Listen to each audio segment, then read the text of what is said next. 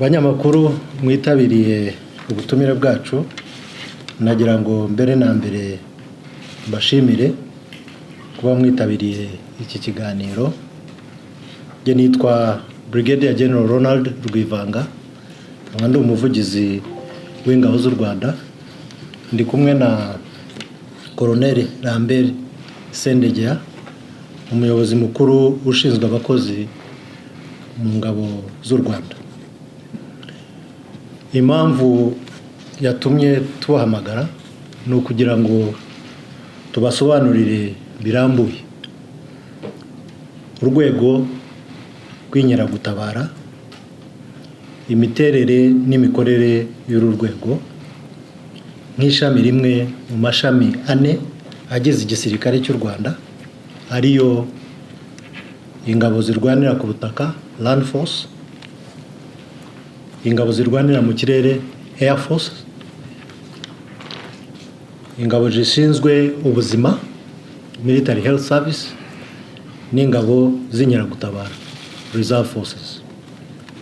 Iki kiganiro kigamije gusobanurira abanyarwanda muri rusange n'urubyiruko by'umwihariko igikorwa cyo kwinjiza mu ngabo inkeragutabara bakwitabazwa iyo bibaye ngombwa, ibisabwa kugira ngo wemererwe kujya muri uyu mutwe w'inkeragutabara, imiterere y'akazi n'ibigenerwa umuntu wahamagariwe iki gikorwa cyo kunganira abasirikare basanzwe mu kazi kabo ka buri munsi.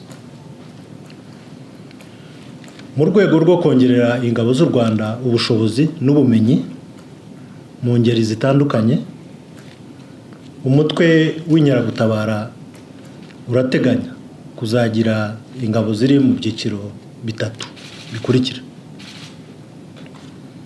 Icyiciro cya mbere, inkeragutabara bitabazwa mu bikorwa bya gisirikare, abo twita Operational Reserve. Aba ni urubyiruko ruri hagati y'imyaka 18 na 25 y'amavuko. Aba batoranywa mu muryango nyarwanda, bagatozwa mu gihe cy'amezi 6, bakaba bakwifashishwa bibaye ngombwa mu kongerera no kunganira ubushobozi n'ubumenyi bw'abasirikare b'u Rwanda basanzwe mu kazi kabo ka buri munsi. Icyiciro cya kabiri, inkeragutabara zigizwe n'abarangije cyangwa abasheshe amasezerano yabagengaga mu mwuga wa gisirikare, bakiri mu myaka y'amavuko ateganywa n'itegeko ryihariye rigenga RDF, abo twita Reinforcement Reserve. Iyo wasezerewe mu ngabo cyangwa ukaba waragiye mu kiruhuko cy'izabukuru, duteganya ko mu myaka 5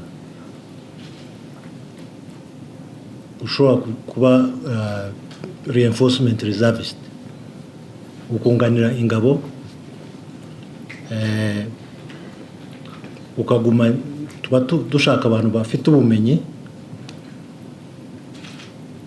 bw'abayikuriyemo, ikaba yaziba icyuho mu murimo wabo wa buri munsi. Icyiciro cya gatatu ni icyiswe Strategic Reservists. Aba ni abanyarwanda bafite ubumenyi bwihariye, bazobereye mu bintu bitandukanye byo kongera RDF ubushobozi.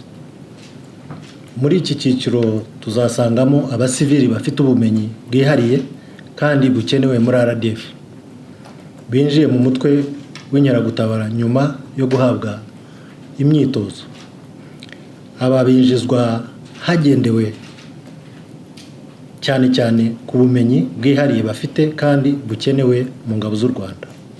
Bahabwa imyitozo ijyanye n'imyaka yabo mu rwego rwo gufungurira abanyarwanda, umunyarwanda wese ufite ubushake n'ubushobozi bwo gutanga umusanzu we wo kurinda ubusugire bw'igihugu. Ndagira ngo rero me umwanya Chief J1 adusobanurire mu buryo burambuye ku bigendanye n'umutwe w'inkeragutabara. Chief J1, umwanya n'uwanyu. Murakoze. Thank you, sir. Kandi nk'uko mwari mumaze kubivuga, itegeko 64/2024 ryo kuwa 20/6/2024 rigena inshingano, imiterere n'ububasha by'ingabo z'u Rwanda RDF.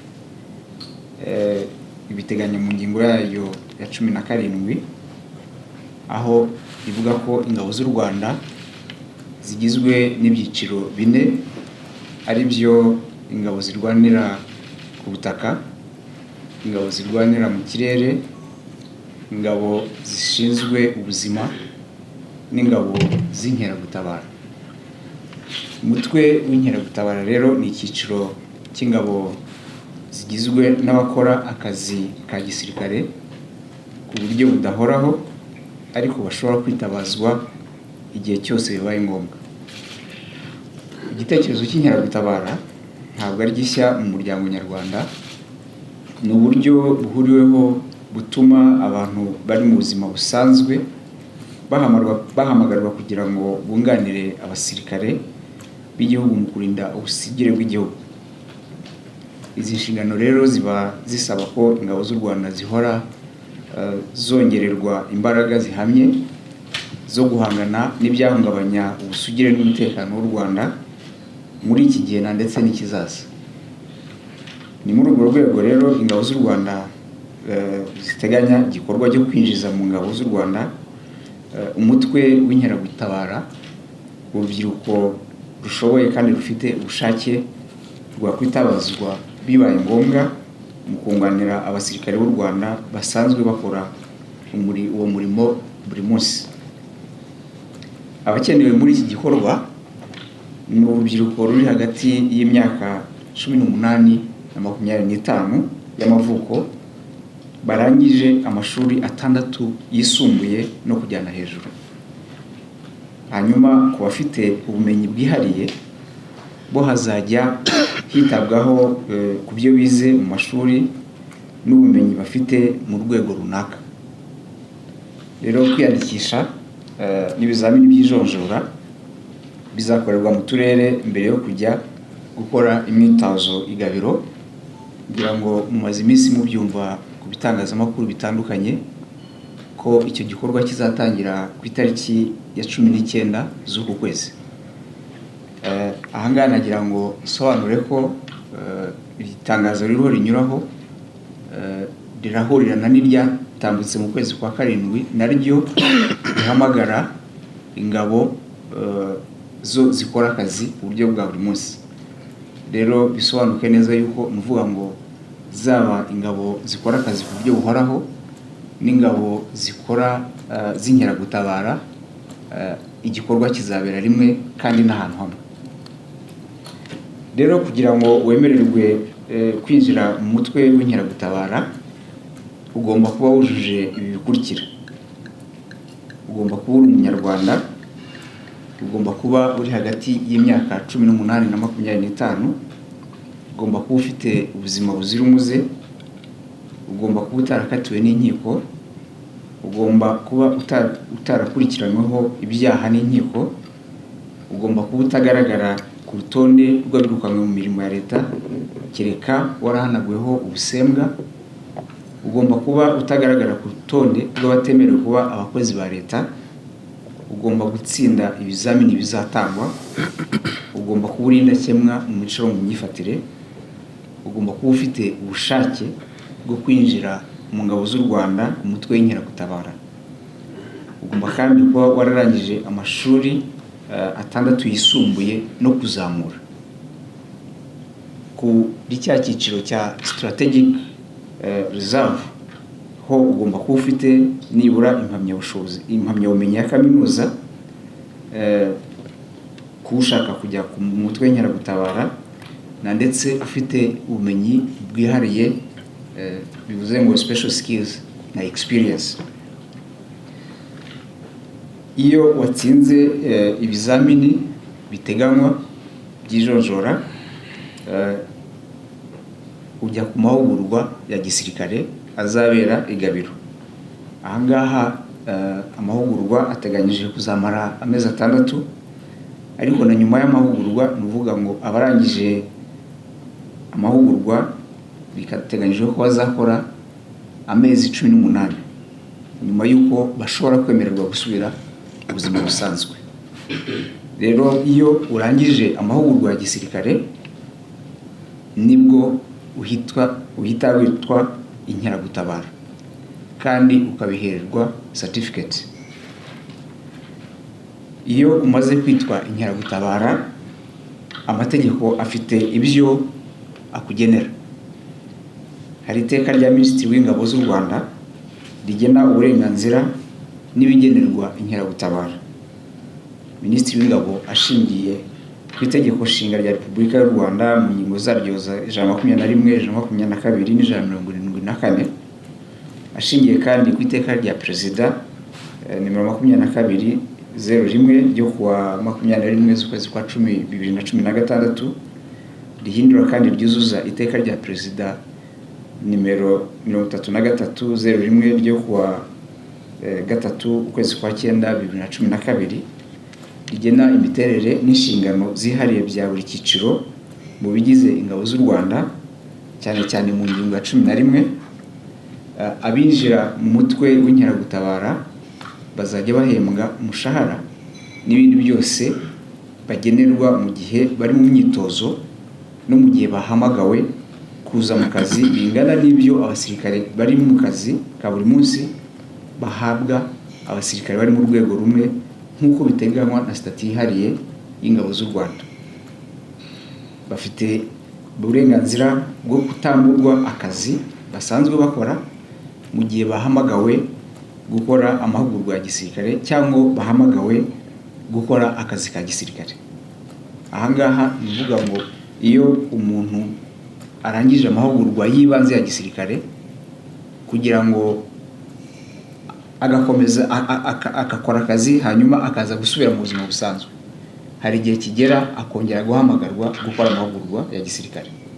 Niko bigenda mu gisirikare, duhora twitoza kugira ngo dushobore gukora inshingano zacu neza. Umukandida rero w'inkeragutabara agenerwa ibiteganywa na stati yihariye y'ingabo z'u Rwanda, birimo amafaranga ya buri kwezi, impuzankano, ubuvuzi n'ibindi bitarondorwa. Kandida w'inkeragutabara yitwa inkeragutabara guhera itariki arangirijeho imyitozo y'ibanze ya gisirikare kandi yayitsinze neza. Nyuma yo gusoza amahugurwa, inkeragutabara bahabwa certificate nk'uko nari nabivuze, kandi banasinya amasezerano yo gukora muri RDF nk'inkeragutabara. Ku nkeragutabara yasubiye mu buzima busanzwe hanyuma igahamagarwa mu kazi ka gisirikare, abafite uburenganzira bukurikira. Iyo afite akazi, afite uburenganzira bwo kutirukanwa ku kazi asanzwe akora, afite uburenganzira ku mushahara n'inyongera zijyanye nabo, afite n'uburenganzira bwo kudatakaza umushahara yahembwaga, afite uburenganzira mu kuzamurwa mu ntera iyo yujuje ibiteganywa na stati yihariye y'ingabo z'u Rwanda, afite kandi uburenganzira ku bwishingizi bw'indwara iyo ari mu mahugurwa cyangwa ari mu kazi, afite kandi uburenganzira bwo guhabwa ibimenyetso n'ibyishimwe n'impeta za gisirikare. So abagize inkeragutabara bashobora kugenerwa n'ibi bikurikira. Mvuga ngo ibi ntabwo ari hamwe n'ibyo bashobora kugenerwa. Ashobora kwiga mu mashuri ya gisirikare iyo yujuje ibisabwa. Ashobora koroherezwa gukoresha ahagenewe gukorerwa imyidagaduro hagengwa na Minisiteri y'Ingabo, kandi ashishikarizwa kujya mu makoperative no gushyiraho koperative nshya.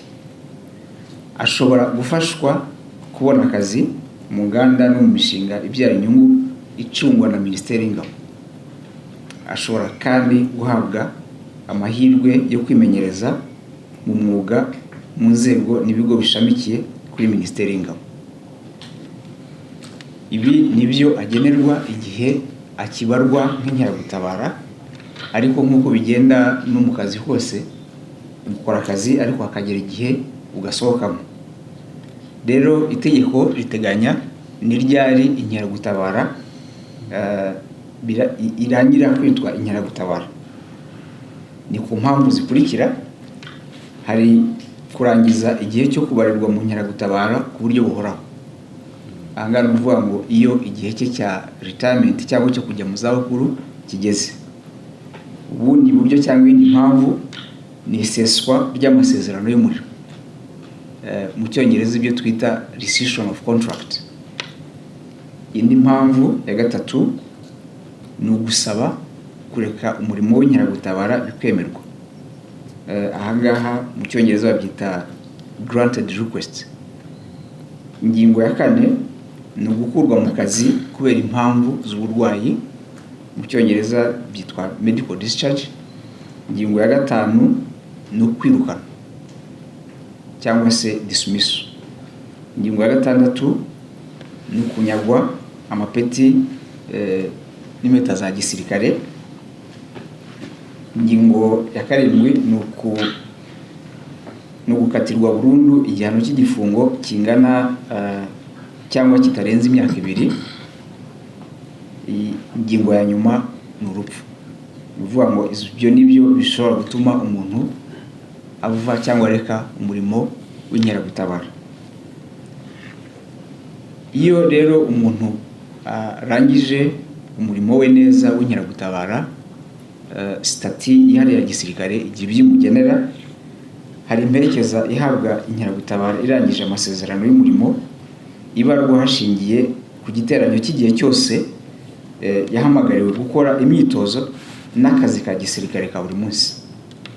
Iyo igiteranyo cy'igihe inkeragutabara imaze ikora amahugurwa ya gisirikare n'umurimo wa gisirikare wa buri munsi kigera ku myaka 10, bivuga ngo biteranyije byose, imperekeza ingana n'ihabwa urangije amasezerano y'umurimo iteganywa muri stati y'Ingabo z'u Rwanda. Iyo igiteranyo cy'igihe inkeragutabara yamaze ku murimo n'amahugurwa ya gisirikare kitageze ku myaka 10, imperekeza ibarwa hakurikijwe ijanisha n'igiteranyo cy'igihe yari amaze akora cyangwa ari mu mahugurwa ya gisirikare. Abanumva rero ari byo nashaka kuvuga mu magambo make. Murakoze. Ayo niyo makuru y'ingenzi twagira ngo tubasangize. Asigaye na hanyu kubigeza ku Banyarwanda kugira ngo dukomeze gufatanya kubaka igihugu cyacu n'igisirikare cy'u Rwanda. Reka nsubize ijambo defense spokesperson, hanyuma dukomeze n'izindi gahunda. Thank you, sir. Harakoze Chief J1. Nagira ngo rero mbashimire namwe mwaduteze amatwi. Twizeye ko mubigeza ku rubyiruko ahanini n'abandi Banyarwanda bafite ubumenyi bwihariye kandi bujuje ibisabwa kwitabira kujya mu mutwe w'inkeragutabara.